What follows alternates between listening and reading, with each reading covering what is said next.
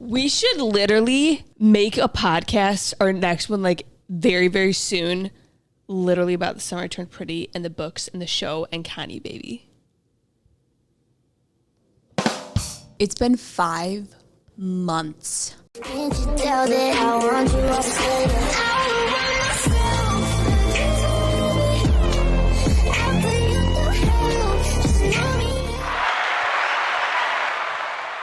Hey guys. Welcome back, guys. This is Tea Time with the Twins, episode 8. I'm your host, Maggie Pilarski. And I'm your host, Anna Pilarski.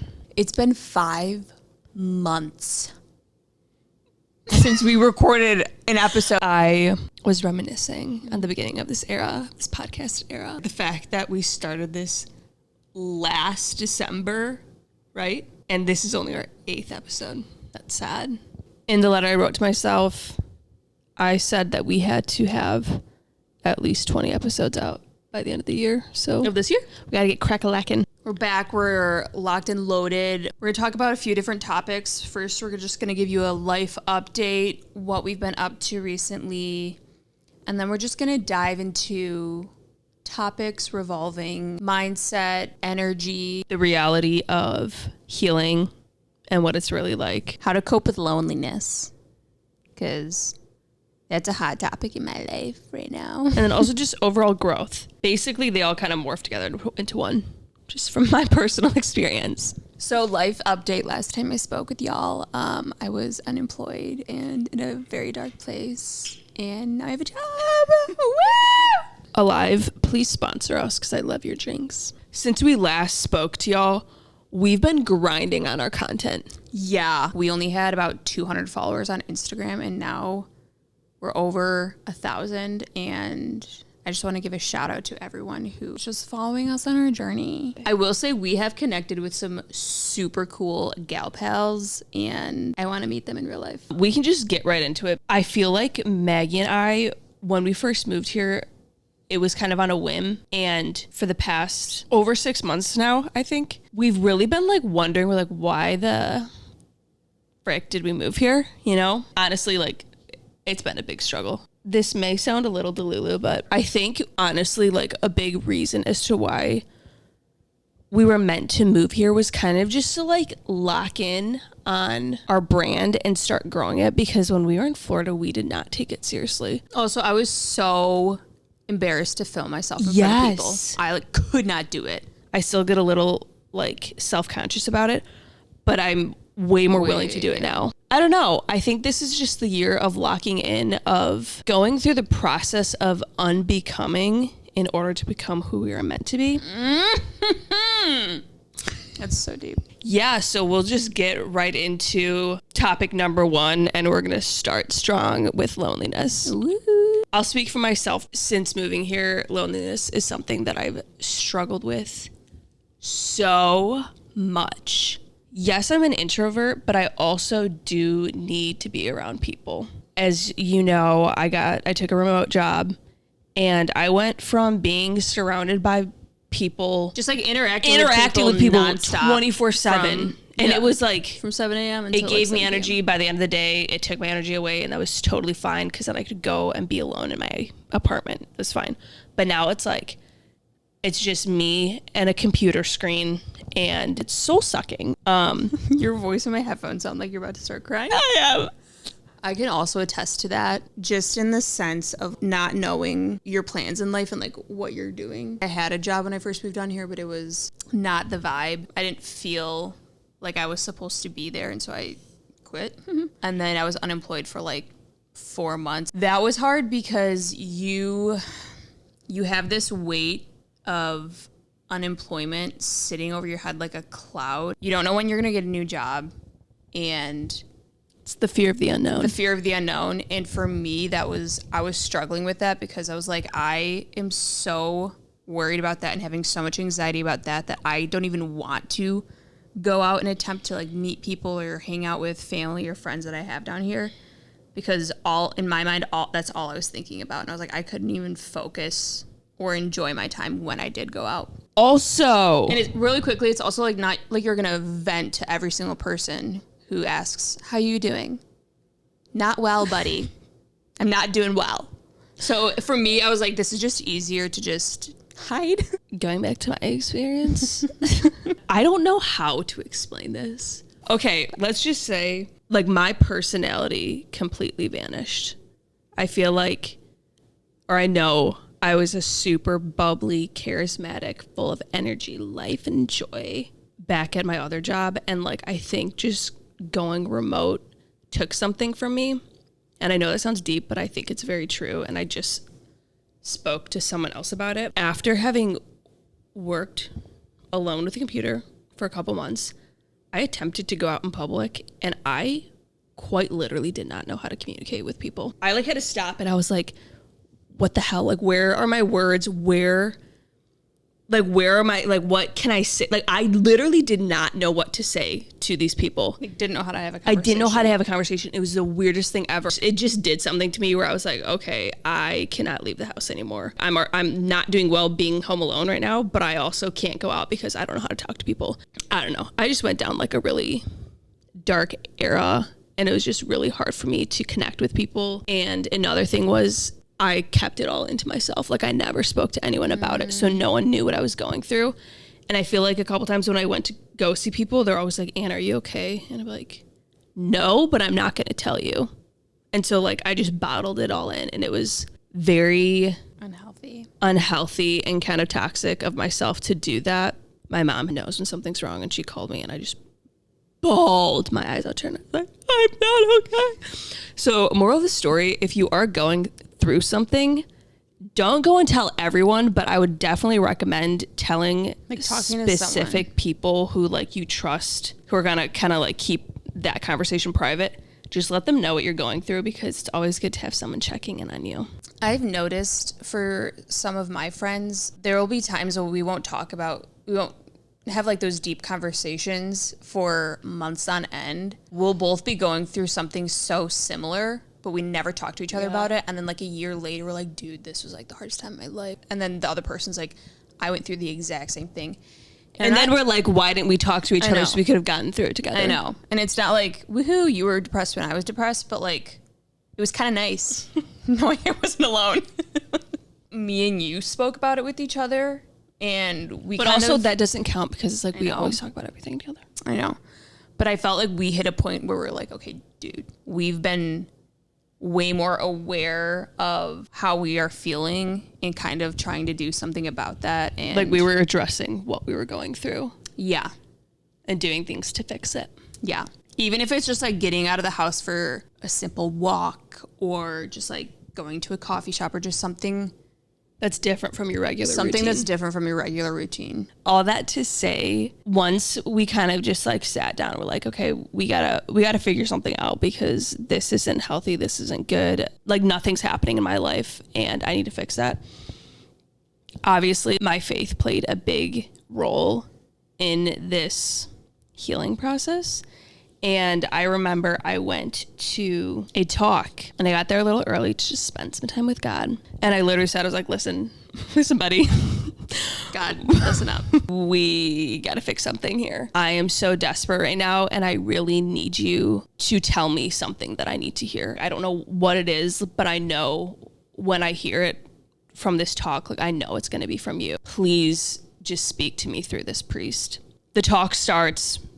This priest talking about like whatever. I wasn't really paying attention to the beginning part, but all of a sudden, out of the middle of nowhere, he just stops just out of the blue. He's like, it's not loneliness. Right now, you're in solitude, and this is the time that you need to spend seeking more of Jesus. I'm just going to read it because I wrote it all down.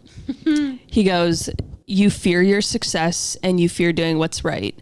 You need to unlearn in order to gain your new identity. You must be broken down and stripped from the need to control. Then you'll win. You can only become who you're meant to be by surrendering. Let's just take a moment of silence for that. Moment of silence. After that, I was like, okay, Jesus slay. This is just like me stressing so much, having so much anxiety. All of that's built up.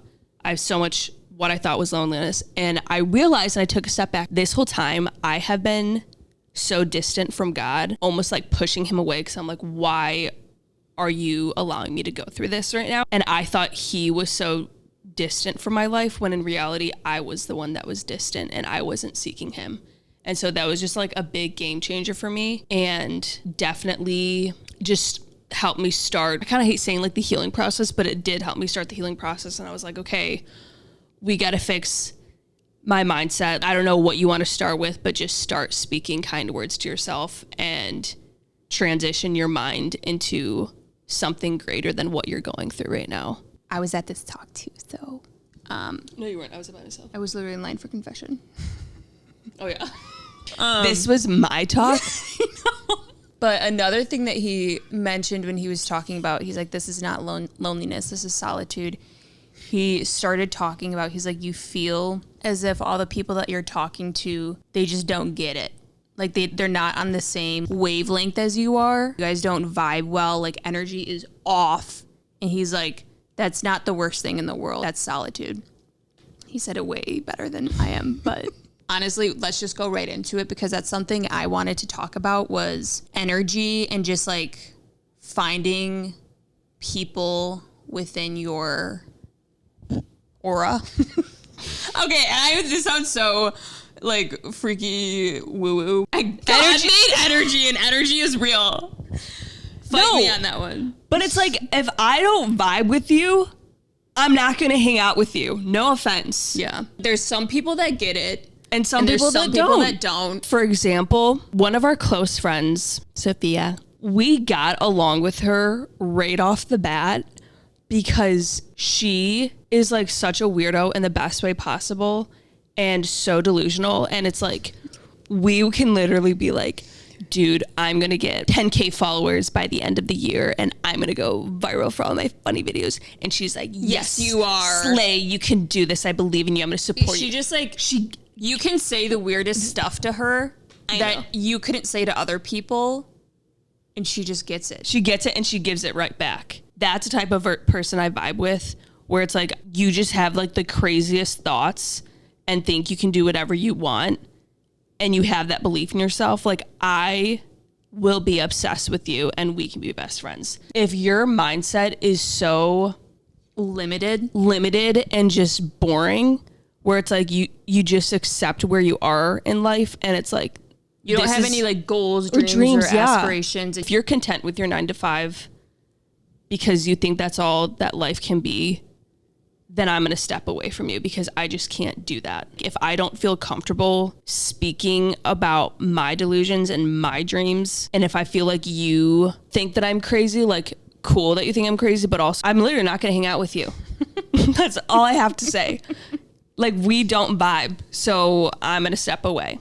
The quote goes, 3 types of people you want to surround yourself with: the inspired, the excited, the grateful. It's just people who dream big, are always positive, who have faith in God, in themselves, in life, and are always just like open to higher things and becoming the best version of themselves through growth and through experiences and hard work. I love being surrounded by people like that. It makes me want to be a better person. If I can give anything to anyone with whatever I'm doing, then sick. I have so much more growth and learning and achieving to do. Being surrounded by people in that same energy is just so huge. Okay, so we can just kind of move into the healing process. For those of you who watched it, we just posted one of our real talks where we said that a lot of gal pals out there romanticize the healing process as if it's something aesthetic and something that you can honestly just like create super cutesy content with. I rebuke that. I definitely go through like my dark emo phases a lot, and this past year has been one of the worst. It is not a cutesy gal pal. It's not. It is dark. It is emotional. It is lonely, but solitude. It's super repetitive, and it's like you feel like you are in a black hole and there's no light at the end of the tunnel. I'm okay now, but I'm telling you that that's what it is. I know some people kind of think affirmations are weird and don't work, but besides having my alone time with God, I would say affirmations are like the one thing that also helped me get through this. The hard part about that though, you're speaking these affirmations and you don't even believe them when you're speaking them. And that's the hardest thing. The cool thing about it though, is that as you continue to repeat these affirmations and really focus on believing them, there's eventually going to be a switch. I actually am capable. I can actually do hard things. You get through that process and you do see a light at the end of the tunnel. You slowly but surely start to heal. You start to grow. You're able to see this challenge that you were going through from a different perspective. And you get to ask yourself, like, why was I going through that? I'm not saying it's an exciting journey at all, but it's kind of a cool challenge, I guess, to discover why you were going through that challenge, like, and who you were becoming through that. But our brains are so completely insane and powerful. Like, affirmations, once you start repeating them, eventually your brain like believes them to be true, and then that's when the transformation happens. And I know that for me, at least, like, writing down those things really, really, really works and helps. It was like 2 months ago or something, I was in bed and I was like, I'm just gonna journal down like affirmations of things I want to become or things I want to do within the next month. And I wrote it in the present tense. I wasn't like, I will be this or I will be that. I was like, I am this, I am that. And so she did. I looked back on it like 2 months later, and 9 out of 10 of them I completed because I put it into my subconscious mind. I didn't look at it again after I wrote it down. Subconsciously, I knew that I was going to become those things that I wrote down. And I just think that's really amazing that our minds just like have that ability to just like switch on a dime, baby. Oh, I love it. So something that I started doing this year is a class called the Women's School. It's how to structure your life in a way where you have wholeness in every arena. And some of the arenas are just like your faith, family, contribution, finances, wealth, friends. I decided to take this class near the end of last year, and I always wanted to take it, but I never felt like it was the right time. So I just kind of on a whim was like, okay, sure, I'll start doing this. This class started when I needed it the most, and it has been so aligned with my life. Also, funny side note, my first day of class was the same day that I bawled my eyes out to my mom. And like 2 hours later, I had the class, and everyone's like talking and like sharing their story. I was about to bawl my eyes out the entire class. I was still emotionally unstable, but it was all about like becoming the best version of yourself. You were called for such time as this. And I'm just in the I just remember, Anna. Bro, that was so in the difficult. other room, and I just get a text, and I was like, dude, I'm about to like bawl my eyes. Like, this is so embarrassing. And so right now, coincidentally, we're learning about mindset, the power of the subconscious mind, how to master your mind. And it's just been very fruitful. Such a great topic. Such a great topic. And I feel like that's just right up my alley. Everything that she says is very similar to like that book. It's just been, oh my gosh, so good. And I definitely feel like that's also helped a lot in this journey of unbecoming. At the beginning of the year, Meg and I were always like, oh my gosh, dude, we were so much happier in Florida. We were this, we were that. And I feel like for a long time, we were trying to get back to that person. And it took such a long time to realize that, like, no, that was like an old version of you. And you're becoming a new version. Goes back to surrendering. Like, you just have to surrender, let go, trust God. You're going through challenges that are growing you into an even better person. Well, I was going to say also, like, I think we were living so much in the past that we weren't able to, we were blocking growth. Oh my gosh. Blocking growth. Yes. I was like, no, Yesy. my life is yesy. My life is supposed to be this way, and it's not. So I'm just going to like I was reminisce and daydream on how I used to be. I was like fighting I was growth. I know.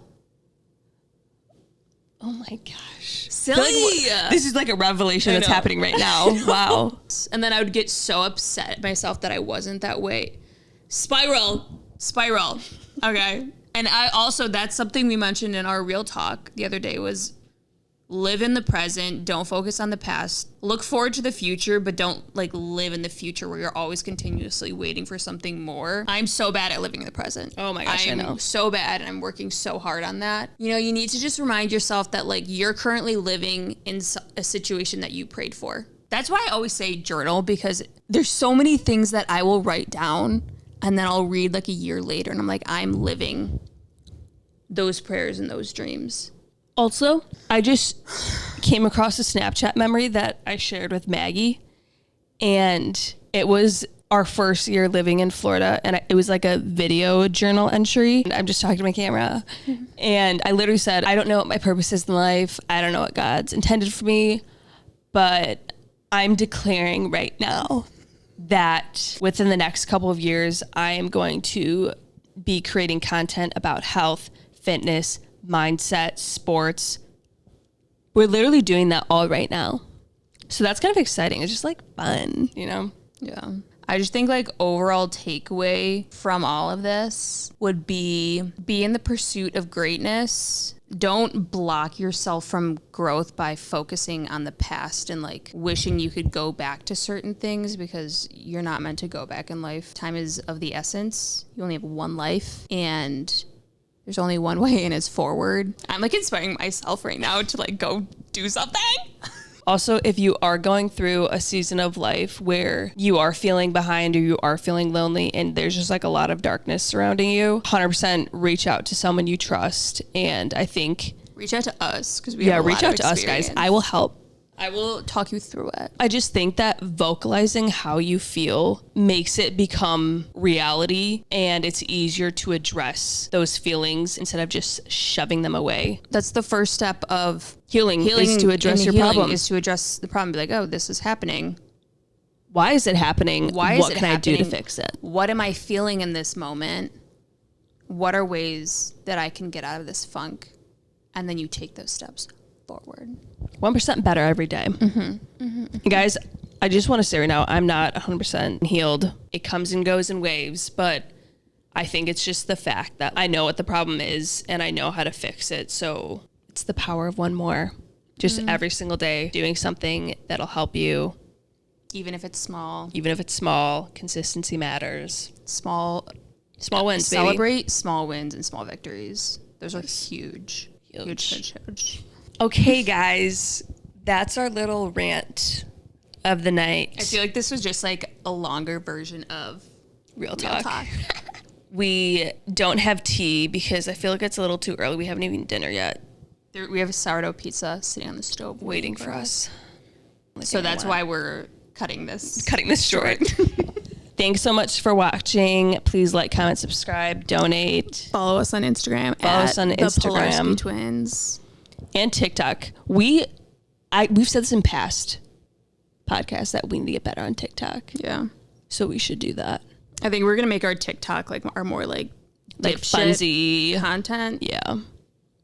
Sorry for swearing. And then like Instagram's more Mature. It's not the really. best of our abilities. Have a good night. Thanks for the support. And cheers. Cheers. See you later, guys. Bye.